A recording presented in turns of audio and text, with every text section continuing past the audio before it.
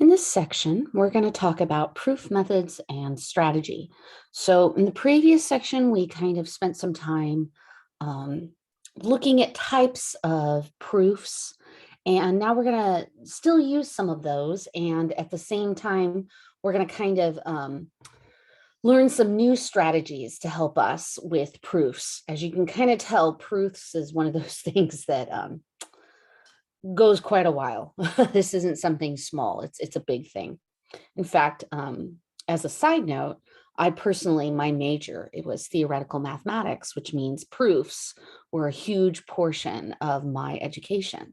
And I spent like 3 or 4 years on it. So proofs are a big deal.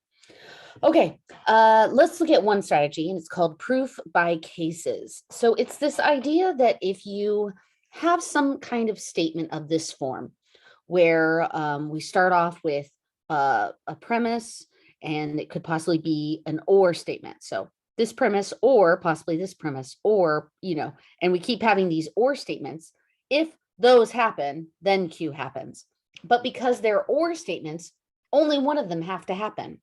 And therefore, it becomes this thing where we have to test every single case. We have to see, does P1 give us Q? Does P2 give us Q? Does P sub n give us Q? So let's kind of look at it. It sounds a little bit bogged down when you think of it that way, but with an example, it might help. Now, I have to admit, this example is a little bit rough. All right. I'm just going to say that up front because it uses a concept which isn't too complicated, but also a notation, which I found to be a little bit annoying. So they're creating this notation, let A at B represent the maximum of A and B. Okay. Now here's the idea. They said that it's going to end up equaling A if A happens to be bigger than or equal to B. So just real quick, an example. If I said 3 at 7, the answer is 7 because this represents the maximum of 3 and 7, and the maximum of 3 and 7 is 7. So that's how this notation works. Okay, cool. So here's what they say. They want us to say or show that the associative property holds for this maximum of two numbers. Okay, that the associative property holds that A at B at C with parentheses around A at B is the same thing as A at B at C. Okay, so here's the cases we'd have to consider where A is the biggest, B is the second biggest, and C is the smallest, and so forth. As you see that they listed all of the cases out for us. And we would have to consider each case one by one and see if this associative property holds. So let's do case one. Okay. So case one, we're going to assume that A is the biggest, B is the second biggest, and C is the next biggest. So I want to show that this statement is the same thing as this statement.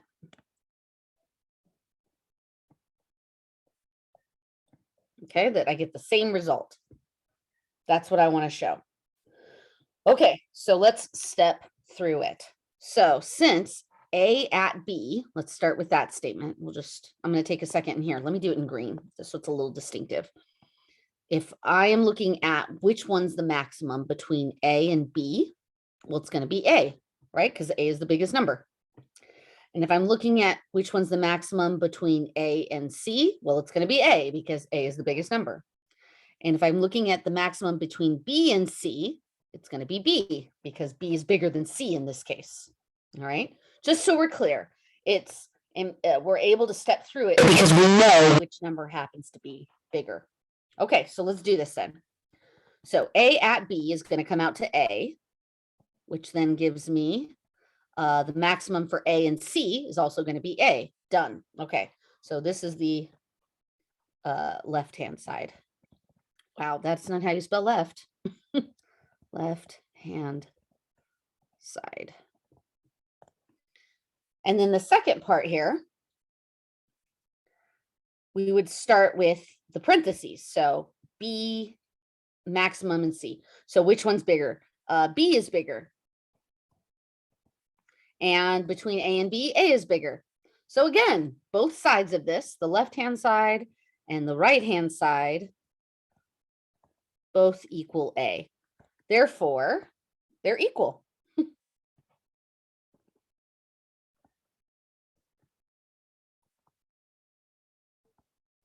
Here, I'll write the statement down, equals. I'm showing that the at symbol with the A is just killing my brain here. There we go. Yay. I kind of did it, though this A is kind of sad here. Let me fix it. All right, there we go. It's easier when you're typing than it is writing. So we've shown the first case, and then basically you just kind of do this for all 6 cases, and you could try it if you'd like. You could take a moment, try number 2, and make sure you feel good about it. But that's the idea. You'd have to do each case. Okay, so let's look at this one. Show that if x and y are integers and both x times y and x plus y are even, then both x and y are even. Okay, so we know how to work with even numbers. And we have a couple methods that we did in the last section to try to work these through. We could attempt a direct proof, or we could try contraposition. Okay, I happen to know which one's going to work best. We're going to try contraposition. So we're going to use contraposition. That means we're going to assume that the conclusion is the opposite. Okay, so I'm going to, instead of saying that x and y are even, I'm going to say x and y are odd. Or let's say, I'm sorry, I shouldn't say that, because it doesn't have to be x and y are odd.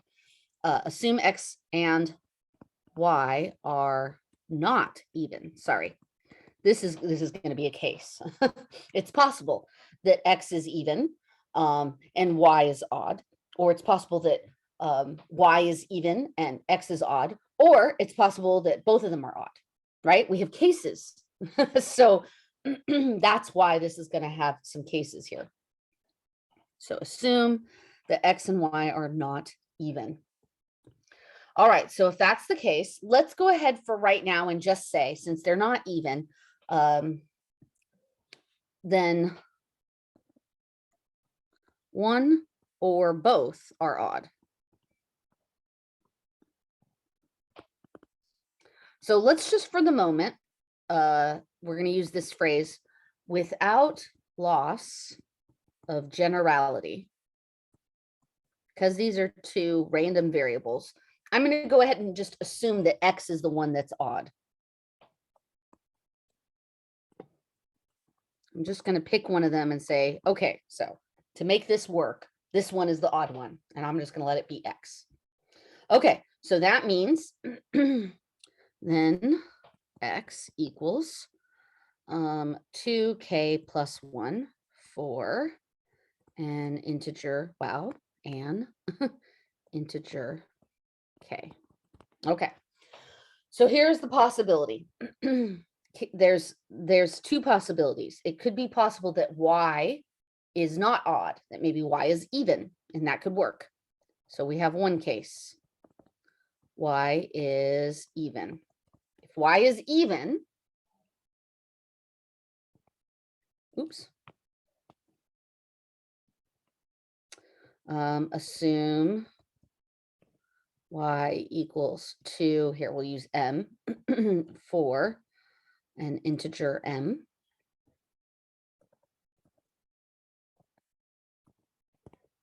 Okay, now we're going to finally show what happens when you add and multiply these 2. Then, if you multiply x and y, you end up with 2k plus 1 times 2m. Now, I don't really need to multiply this because we're trying to show, oh no, I do want to multiply this. I'm so sorry. Let's multiply it out really quick. So this is going to end up being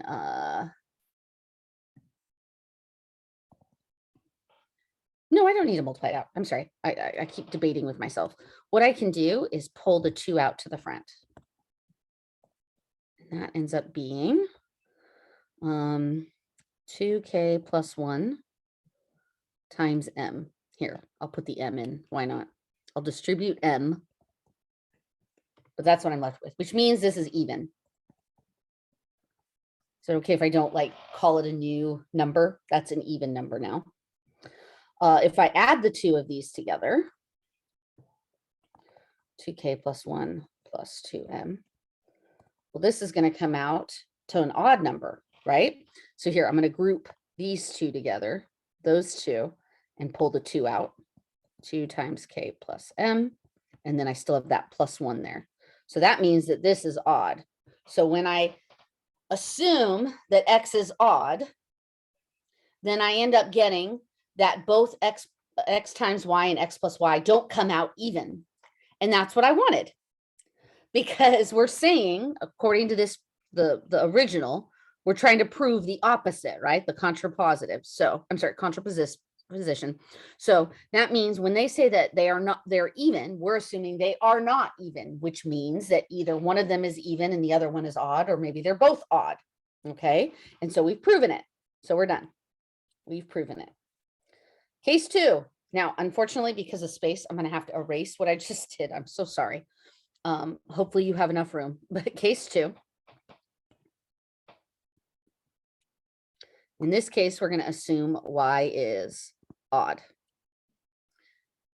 And here I'm going to erase these. So I'm going to rework these for the odd case. Okay. So if it's odd, then it's going to be 2m plus 1 for an integer m. Okay.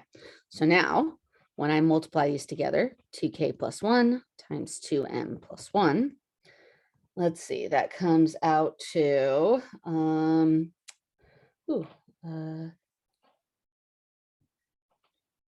4km plus 2k plus 2m plus 1. Aha, okay, so this right here, that I can write with a 2, factor it out with 2 times km plus k plus m plus 1, which means it's odd. Woo, we showed that that one comes out odd. When we add these two together,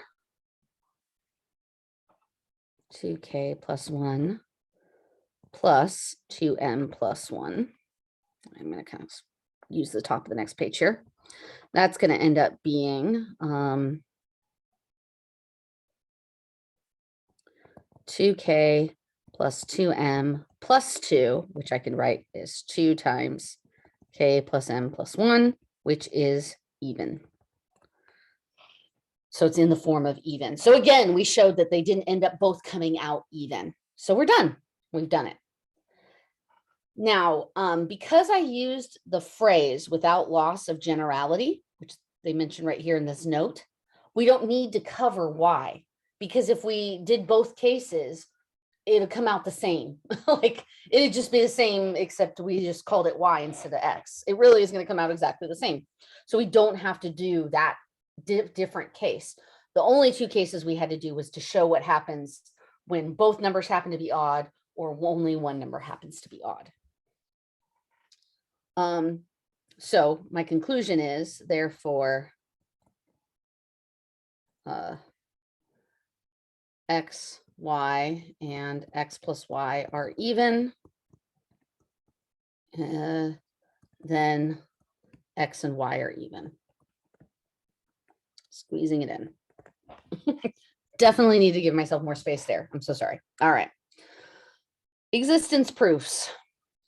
So for an existence proof, proof of theorems that are of the form there exists an x such that our proposition works. Okay. So there's two kinds of setups for this. We can, or I should say kind of two steps for the setup of this. We find a value that works and then we're done. We just basically find one that works and we're good. So like this example, show that there is a positive integer that can be written as the sum of cubes in two different ways. And if you didn't know this, 1729 is that magic number, because 1729, if you do 10 cubed plus 9 cubed, that's 1729. And it can also be written as 12 cubed plus 1 cubed.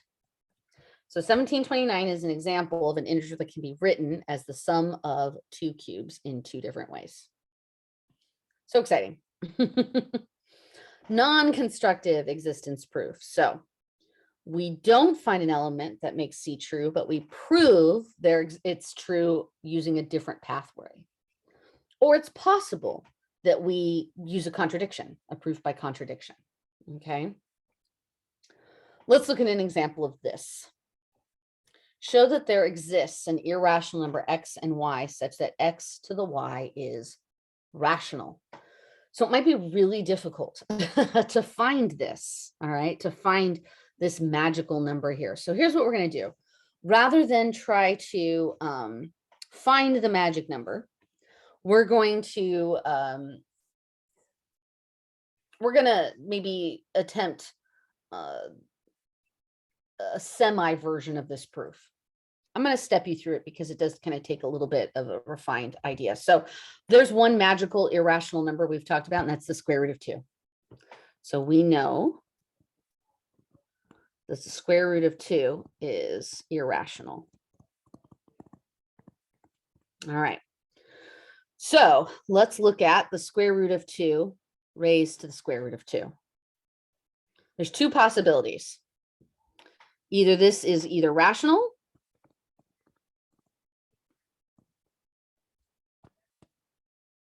here, sorry, let me do it this way.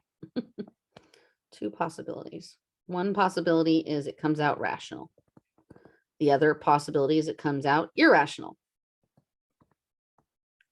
If the square root of 2 raised to the 2 comes out rational, we're done. And the reason we're done is we showed that if x happens to be the square root of 2 and y happens to be the square root of 2, then the square root of 2 raised to the square root of 2 comes out rational. Both of these started as irrational and ended up with rational. Okay, so if it's irrational, then consider x being the square root of 2 and y being the square root of 2 to the square root of 2. So these are 2 irrational numbers now because we just said that we're assuming it's irrational. And if I take the, did I say that right? X to the y. Yeah. So if I take the square root of 2, I'm going to swap them. Only just to follow the form x to the y. Sorry, let me just swap them. There we go. Okay, it'll be easier that way. Okay, so then square root of 2 raised to the square root of 2 raised to the square root of 2. Well, that's going to become the square root of 2 raised to the 2, right? Because the 2 square roots are going to become 2, and that's 2, which is rational.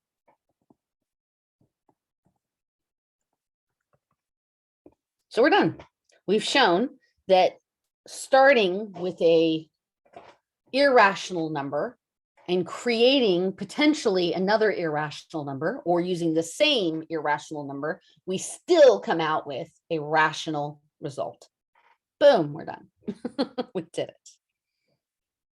All right, counterexamples. I'm just straight giving you this counterexample because I kind of feel like it's hard to see. But a counterexample basically finds something that doesn't work. So every positive integer is the sum of the square of 3 integers. And they're saying this is false. 7 can't be written as the sum of 3 integers. And it's kind of a limited thing to show. You would have to basically go through 1, 2, 3, 4, 5, and 6 and show that there's no way that we can add them up with 3 of them and get 7. We'd have to go through every case. So we'll just believe them that they went through all the cases and we're like, cool, thanks. That was very nice of you. And there we go. Okay, uniqueness proofs. So uniqueness is an idea that there's a unique element with a specific property. And they use this notation, this little exclamation mark to say that. So when you see the there exists with an exclamation mark, that means that we're saying that it's a specific X. It's unique. And there's 2 parts to what we call a uniqueness proof. We have to show it exists, and then we have to show it's unique. Let's look at an example. Show that if A and B are real numbers and A doesn't equal to 0, then there is a unique real number R such that A times R plus B equals 0. Okay, so let's start with existence. That's what we want to start with a uniqueness proof. So existence. So first we need to show that this is possible. Okay, we want to find an R that when we plug it in, we get 0. So let me, basically, if I just solve this thing for R, I can find that, but I'll just tell you what it is. Let's let R equals negative B over A be our solution, because A R plus B ends up being A times negative B over A plus B, which ends up being negative B plus B, oops, which ends up being 0. So that magic R works. So it exists. Now let's do uniqueness. Uniqueness means there isn't some other solution out there that was going to work for R. There isn't something else I can plug in for R that's going to work. And here's how we do that. Let's assume that there is another solution.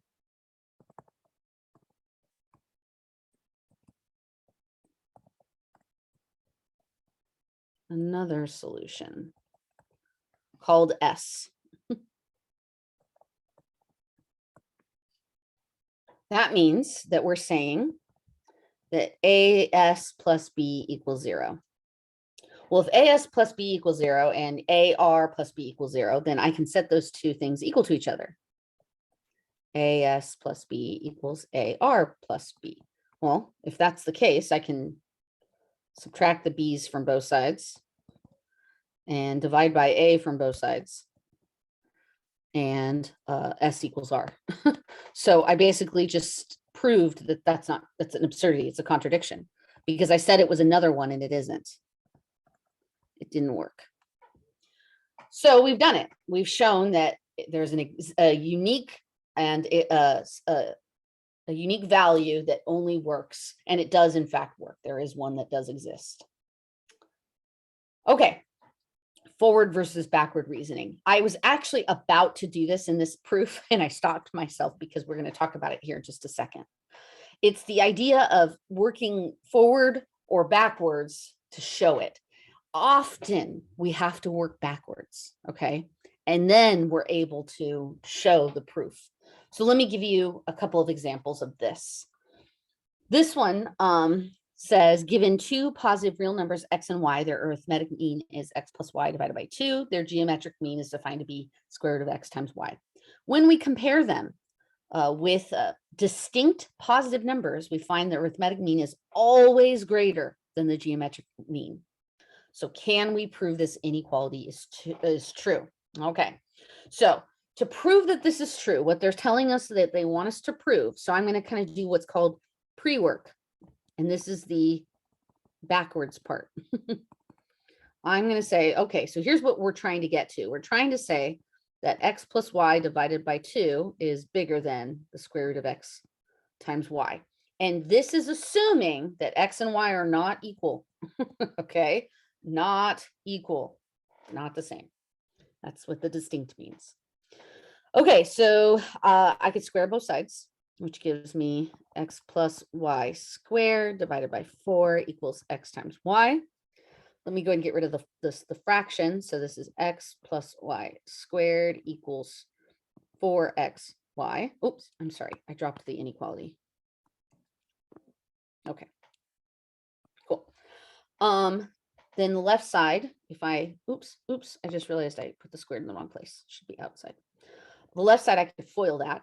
So that's going to be x squared plus 2xy plus y squared is bigger than 4xy, which means that if I subtract the 4xy, that x squared minus 2xy plus y squared is bigger than 0. And now this can actually factor into x minus y squared is bigger than 0. And that's kind of a duh statement, right? That's true because since x and y are not equal, when we subtract them, we're going to get something other than 0. And then when you square that number, it always is going to become positive. So even if it started or it is a negative, it doesn't matter. It'll always become positive. So this is the magic. This is the statement we need to start with in our proof. Let me see if I gave myself enough space. Yes. Okay, so proof. Assume x and y are distinct real numbers.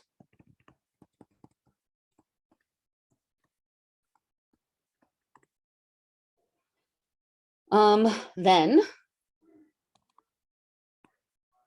x minus y squared is going to be bigger than 0. And when you say that, you're like, of course it is, because these two numbers are distinct. But now I can work backwards with all the work I just did and show I get the inequality. So I'm like, oh, okay, well then cool. This is x squared minus 2xy plus y squared is bigger than 0. And then this is going to be the same thing as saying that x squared plus 2xy plus y squared is bigger than 4xy. And this happens to be x plus y squared, and that's bigger than 4xy, which then I could divide both sides by 4. Oops, keep putting that squared next to the y. And take the square root of both sides, which means x plus y divided by 2 is bigger than the square root of xy. Done. And there you go. And when you write it like this, it looks like magic.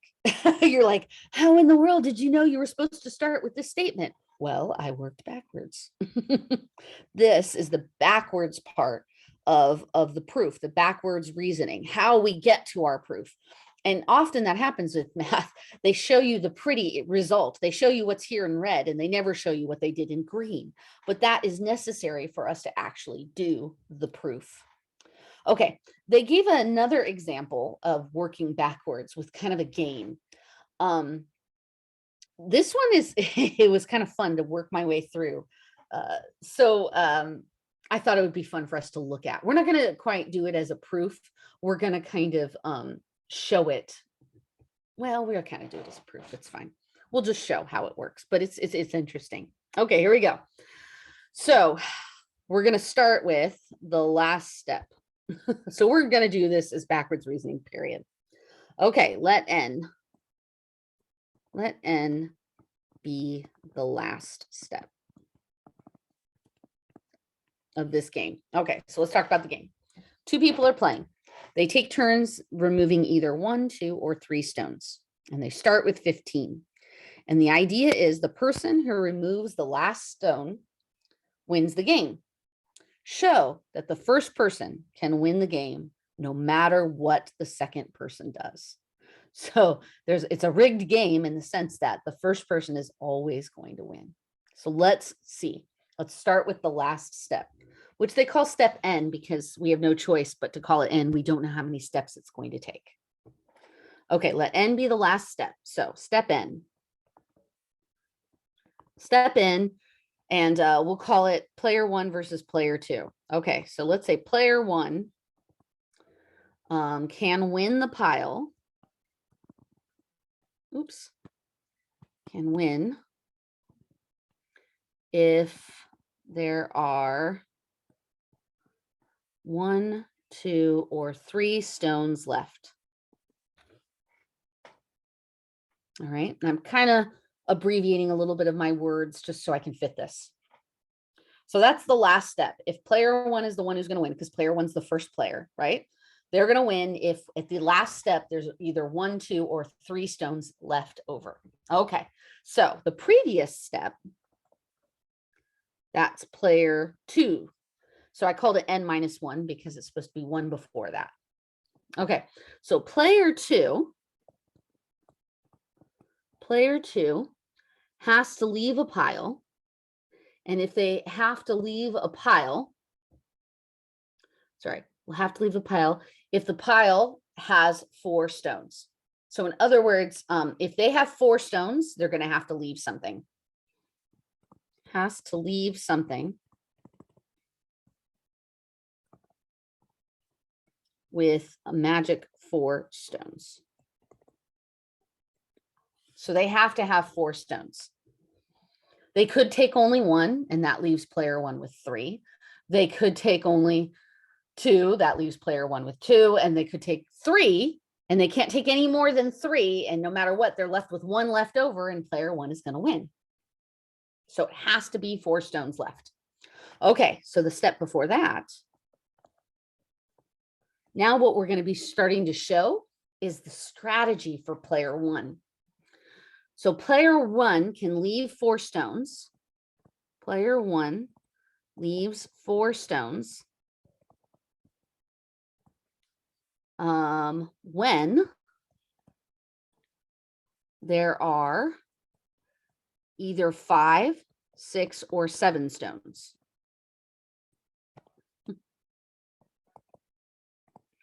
So the idea is player 1's strategy is if there are 5 stones, they want to make sure that there's only 4 stones left. So they're going to take 1 stone. If there are 6 stones, they want to make sure there's only 4 stones left for player 2. So they'll take 2 stones. And if there's 7 stones, they're making sure there's only 4 stones left by taking 3. Does that make sense? So they're playing the game knowing that they want player 2 to have 4 stones in the next step. Because if they have 4 stones, player 1 wins, period. Because they can't take it enough so that player 1 can't win. They won't be able to be the last player. Cool. All right. So then step n minus 3. I'll just keep working backwards. Now we're back to player 2.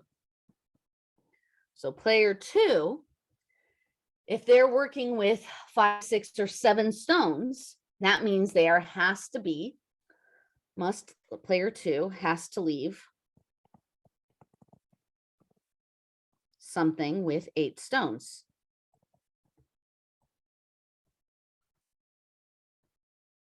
So I'm using the same logic I did in step n minus 1. So if they're working with 8 stones, they could take 3, which leaves with 5. They could take 2, which leaves with 6, or they can only take 1 and leaves with 7. So 8 is their magic number. Now again, back to player 1. Player 1 made sure that 8 was left. So player 1 leaves 8 stones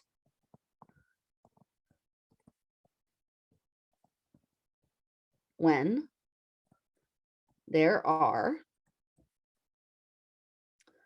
9, 10, or 11 stones. So they're intentionally leaving 8 stones because that's going to force player 2 to either leave 5, 6, or 7 stones, which then player 1 can make it so that there's 4 stones and win.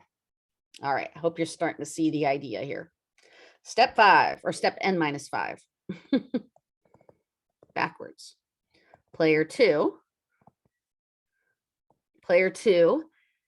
is forced or has to leave something with 12 stones. So that has to be what they're dealing with in order to leave 9, 10, or 11. And now we're starting to see the genius here. Player 1 can leave 12 stones by removing 3 stones to begin with.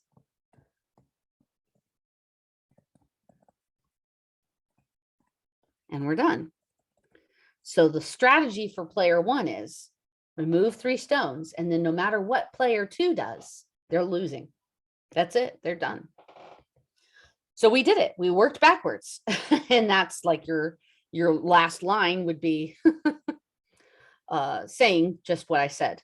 So player 1, so work forward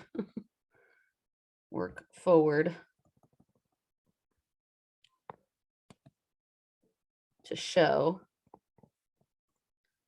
player 1 wins with removing 3 stones first.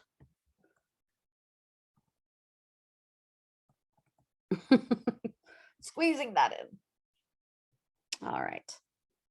So here's a sum up of the strategies. You could try direct proof, maybe try contrapositive if that doesn't work. You could try forward reasoning. You could try backward reasoning if that doesn't work. You can try the contrapositive if that works. But those are kind of the strategies we use. All right.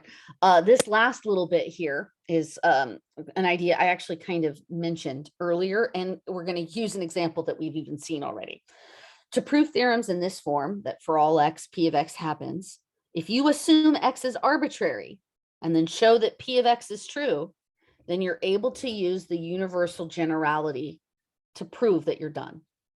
So the arbitrary is the element that makes this easy to do. So here's an example. We've already seen it.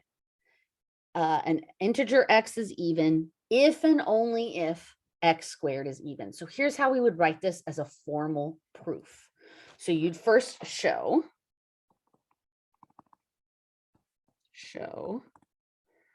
x is even implies x squared is even. All right. So for this one, I'm going to do a direct proof. If x is even, then there exists an integer k such that x equals 2k.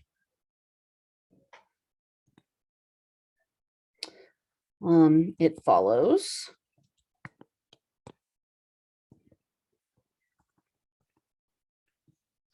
that x squared equals 2k squared, which equals 4k squared, which equals 2 times 2k squared, which is even, which means x squared is even. And we're done. I could take a second, recall or name 2k squared as another integer, but it's done. I don't need to do that. Now let's go the other way. Show x squared is even implies x is even. All right, let's do the contrapositive on this one. So assume x is odd. Then x equals 2k plus 1 for some integer k.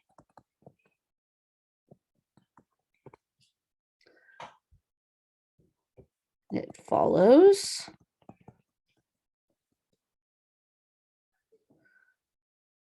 oops, I'm sorry. Yeah, I did that right.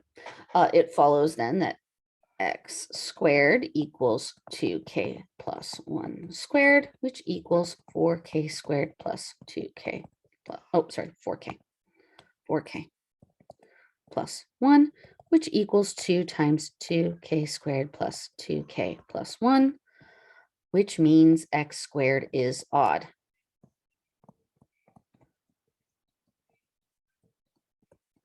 So by the contrapositive,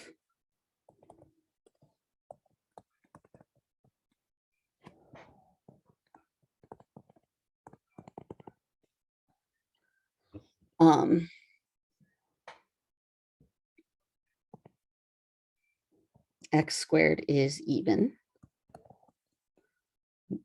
implies x is even.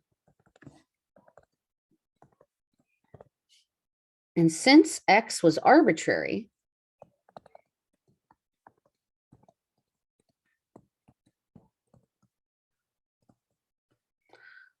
the result follows by UG.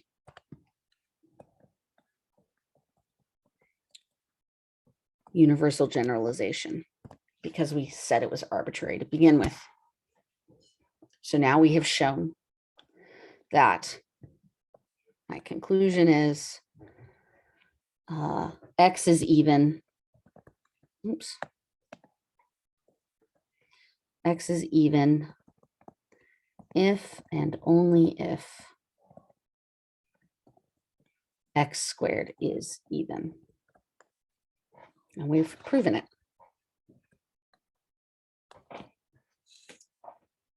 This statement here is truly unnecessary. as a theoretical, like, why are you bothering with those words? But they want to show that this concept that we've talked about previously, universal generalization, is applied in proofs. Even if they're not stated, it's implied that because we're talking about something arbitrary, it works for every X value out there. That's why they do that.